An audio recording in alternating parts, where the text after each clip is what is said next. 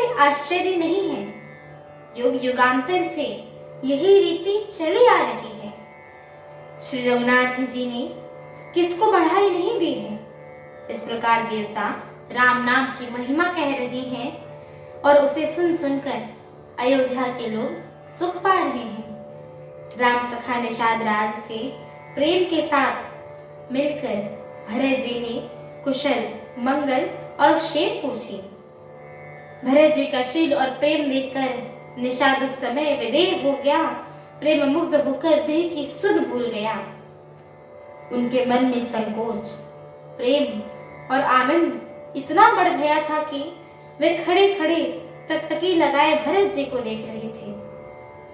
फिर धीरज धरकर भरत जी के चरणों की वंदना करके प्रेम के साथ हाथ जोड़कर विनती करने लगे कि हे प्रभु, कुशल के मूल आपके चरण कमलों का दर्शन करके मैंने तीनों कालों में अपना कुशल जान लिया है। अब आपकी परम अनुग्रह से करोड़ों पीढ़ियों सहित मेरा कल्याण हो गया है नाथ। मेरी करतूत और कुल को समझकर और प्रभु श्री रामचंद्र जी की महिमा मन में देख विचार कर, अर्थात कहाँ मैं तो नीच जाति का और नीच करने वाला जीव और कहाँ अनंत कोटि ब्रह्मांड के स्वामी प्रभु श्री रामचंद्र जी, पर उन्होंने मुझ जैसे नीच को भी अपनी अहितों की कृपावश अपना लिया। यह समझकर जो रघुवीर श्री रामचंद्र जी के चरणों का भजन नहीं करता है, वह जगत में विधाता के द्वारा ठगा गया होता है। मैं कपटी, कायर, कुबुद्धि, कुजाति हूँ और लोक वेद दोनों में सब प्रकार से बाहर हूँ। पर जब से श्री रामचंद्र जी ने मुझे अपनाया है, तभी से मैं विश्व का भूषण हो गया हूँ।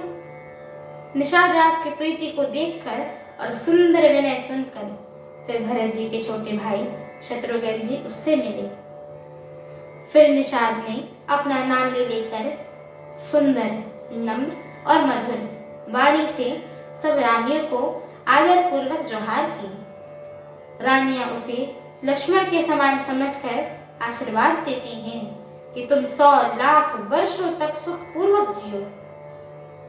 नगर के स्त्री पुरुष निषाद राज को देखकर ऐसे सुखी हुए कि मानी लक्ष्मण जी को देख रही हो। सब कहते हैं कि जीवन का लाभ तो इन्होंने ही पाया है। जैसे कल्याण स्वरूप प्रभु श्री रामचंद्र जी ने भुजाओं में बांधकर गले लगाया है। निषाद अपने भाग्य की बढ़ाई सुनकर मन में परम आनंदित होकर सबको अपने साथ लेवा ले चला।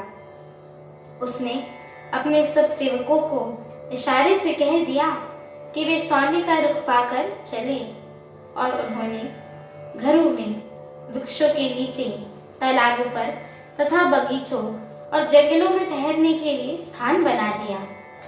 हमारी आगे की श्री राम कथा को सुनने के लिए हमारे चैनल को लाइक, शेयर, सब्सक्राइब एवं कमेंट अवश्य करिए।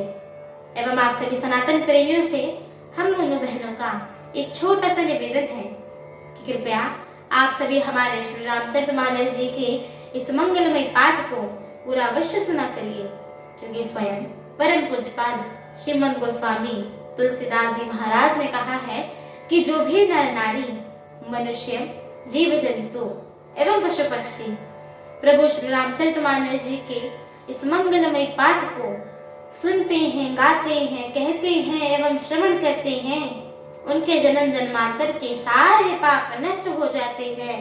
तो एक बार प्रेम से बोलिए, मर्यादा पुरुषोत्तम प्रभु श्री रामचंद्र की जय हो। जगत जननी माता जानकी की जय हो। लखन लाल की जय हो। अयोध्या धाम की जय हो। तुलसीदास जी महाराज की जय हो। एक बार प्रेम से बोलिए, पवन सुत हनुमान की जय हो। जय श्री राम। जय श्री राम।